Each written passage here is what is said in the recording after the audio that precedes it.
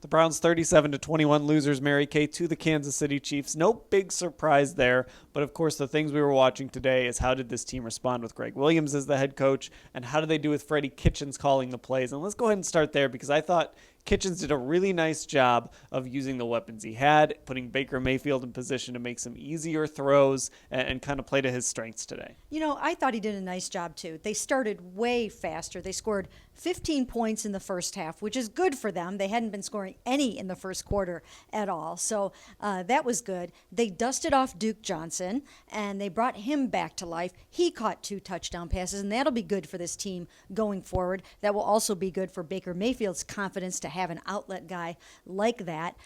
They bootlegged and rolled Baker out a little bit more, which I thought was good. They had a quicker, shorter passing game. They committed to the run, and they stayed committed to it. Even when they fell behind, they still came back and ran Nick Chubb quite a bit. So, and they were very aggressive. They went for it. They went for 2 points after each one of their touchdowns, and they also went for it on 4th down all the time. So I thought it was pretty good. Yeah, Greg Williams clearly came out today and said, if this team was going to go down, they were going to go down being aggressive.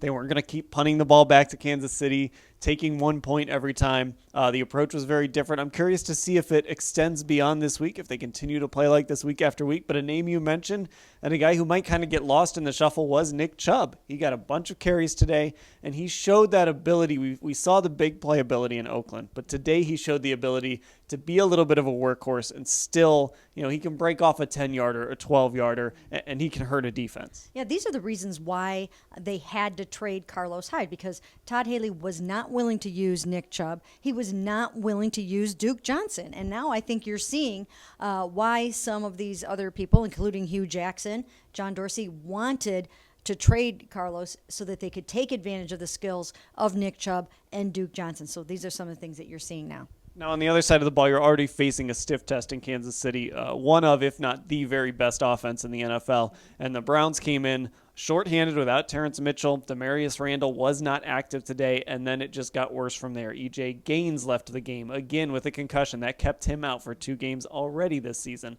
Denzel Ward left with a hip injury, so this team was scrambling. T.J. Carey had to move to the outside. Denzel Rice got his first real work at cornerback. Now, he came up with an interception on the Hail Mary at the end of the first half, but it was a lot to ask. And I haven't even mentioned Christian Kirksey left the game at linebacker. Yeah, it was really not the day that you needed to lose half of your defense. I mean, really. But, you have to give a little bit of credit to Greg Williams because he stood up there after the game and he refused to use it as an excuse. He has said that before. We don't make excuses, and he did not do that. But if there was any day that anybody could use something as an excuse to be out there so shorthanded in the defensive backfield against this football team, you almost have to wonder what it would have been like had they had a full complement on defense. But what can you say about Patrick Mahomes? He's amazing. They have a great game plan.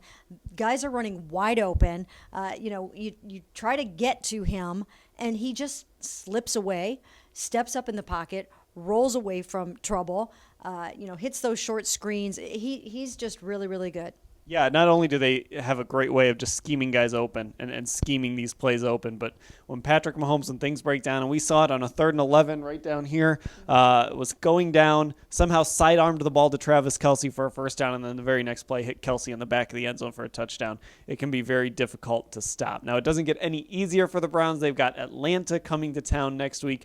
That is also a good offense, also a good quarterback. Oh, and Julio Jones finally got in the end zone today, too. So they've got that to deal with. And, of course, we will cover it all at cleveland.com/Browns.